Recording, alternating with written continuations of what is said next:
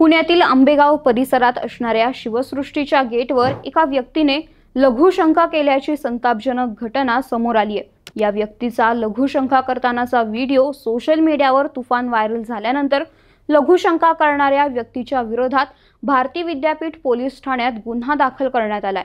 सदर व्यक्तीचे नाव अमोल अरुण कुलकर्णी असं असल्याचं समोर येतंय।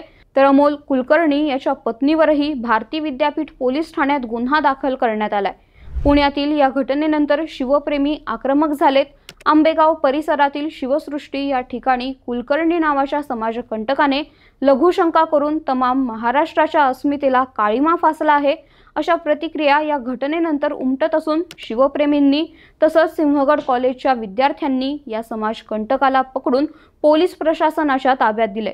तर अशा समाजकंटकांवर काय कारवाई व्हायला पाहिजे यावर तुम्हाला काय वाटतं ते कमेंट करून नक्की सांगा आणि ऑनलाईन नेताच्या पेजला फॉलो आणि आमच्या YouTube चॅनलला सबस्क्राइब करायला विसरू नका।